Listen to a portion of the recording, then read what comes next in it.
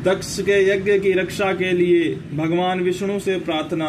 भगवान का शिवद्रोह जनित संकटों को टालने में अपनी असमर्थता बताते हुए दक्ष को समझाना तथा सोना सहित वीरभद्र का आगमन। दक्ष बोले, देवदेव हरे विष्णु दीन बंधो कृपा निधे, आपको मेरी और मेरे यज्ञ की रक्षा करनी चाहिए। प्रभु, आप ही यज्ञ के रक्षक हैं, यज्ञ ही आपका कर्म है और आप यज्ञ स्वरूप है। आपको ऐसी कृपा करनी चाहिए जिससे यज्ञ का विनाश न हो। ब्रह्मा जी कहते हैं, मुनीश्वर, इस तरह अनेक प्रकार से सादर प्रार्थना करके दक्ष भगवान श्री हरि के चरणों में गिर पड़े। उनका चित्त भय से व्याकुल हो रहा था। तब जिनके मन में घबराहट आ गई थी, उन प्रजापति दक्ष को उठाकर और उनकी पूर्वोक्त बात सुनकर भगवान विष्णु ने देवाधिदेव शिव का स्मरण किया। अपने प्रभु एवं महान ऐश्वर्य से युक्त परमेश्वर शिव का स्मरण करके शिव तत्व के ज्ञाता श्री हरि दक्ष को समझाते हुए बोले। श्री हरि ने कहा, दक्ष, मैं तुमसे तत्व की बात बता रहा हूँ, तुम मेरी बात ध्यान देकर सुनो। मेरा यह वचन तुम्हारे लिए सर्वथा हितकर तथा महामंत्र के समान सुखदायक होगा। दक्ष, तुम्हें तत्व का ज्ञान नहीं है, इसलिए तुमने सबके अधिपति परमात्मा शंकर की अवहेलना की है।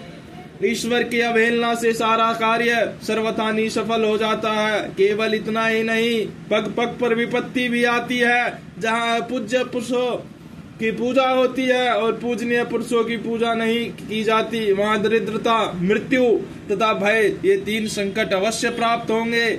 इसलिए संपूर्ण प्रयत्न से तुम्हें भगवान विष्णुध्वज का सम्मान करना चाहिए। महेश्वर का अपमान करने से ही तुम्हारे ऊपर महान भय उपस्थित हुआ है। हम सब लोग प्रभु होते हुए भी आज तुम्हारी दुर्नीति के कारण जो संकट आया है उसे टालने में सामर्थ्य नहीं है। यह मैं तुम्हें सच्ची बात कहता हूँ। ब्रह्मा जी कहते हैं, नारद, भगवान विष्णु का यह वचन सुनकर दक्ष चिंता में डूब गए। उनके चेहरे का रंग उड़ गया और वे चुपचाप पृथ्वी पर खड़े रह गए। इसी समय भगवान रुद्र के भेजे हुए गणनायक वीरभद्र अपनी सेना के साथ यज्ञ स्थल में जा पहुंचे। वे सब के सब बड़े शूरवीर, निर्भय तथा रुद्र के समान ही पराक्रमी थे। भगवान शंकर की आज्ञा से आए हुए उन गणों की गणना असंभव थी। वे वीर शिरोमणि रुद्र सैनिक जोर जोर से सिंहनाद करने लगे। उनके उस महानाद से तीनों लोक गूंज उठे। आकाश धूल से ढक गया और दिशाएं अंधकार से आवृत हो गई। सातों द्वीपों से युक्त पृथ्वी अत्यंत भय से व्याकुल हो पर्वत, वन और कानूनों सहित कांपने लगी तथा संपूर्ण समुद्रों में ज्वर आ गया। इस प्रकार समस्त लोकों का विनाश करने में सामर्थ्य उस विशाल सेना को देखकर समस्त देवता आदि चकित हो गए। सेना के उद्योग को देख दक्ष के मुंह से खून निकल आया। वे अपनी स्त्री को साथ ले भगवान विष्णु के चरणों में दंड की भांति गिरे पड़े और इस प्रकार बोले। दक्ष ने कहा, विष्णु महाप्रभु, आपके बल से ही मैंने इस महान यज्ञ का आरंभ किया है। सत्कर्म की सिद्धि के लिए आप ही प्रमाण हैं।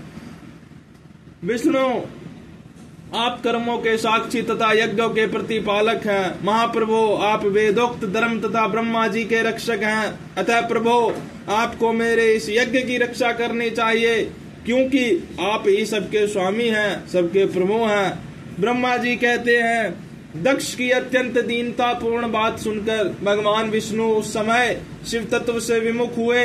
दक्ष को समझाने के लिए इस प्रकार बोले।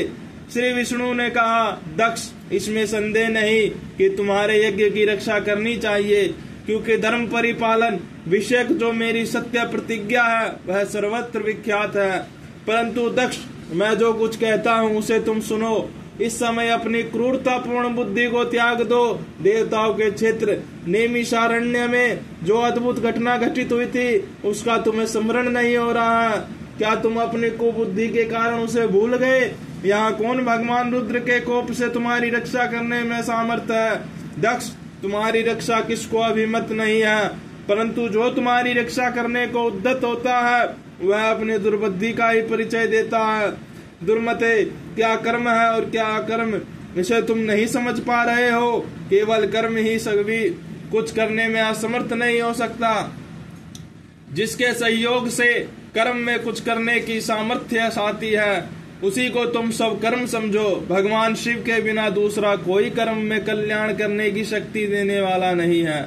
जो शांत हो, ईश्वर में मन लगाकर उनकी भक्ति पूर्वक कार्य करता है, उसी को भगवान शिव तत्काल उस कर्म का फल देते हैं। जो मनुष्य केवल ज्ञान का सहारा ले अनिश्वरवादी हो जाते हैं या ईश्वर को नहीं मानते हैं, वे शतकोटि कल्पों तक नरक में ही पड़े रहते हैं। फिर वे कर्म पाश में बंधे हुए जीव प्रत्येक जन्म में नरकों की यातना भोगते हैं, क्योंकि वे केवल सकाम कर्म के ही स्वरूप का आश्रय लेने वाले होते हैं।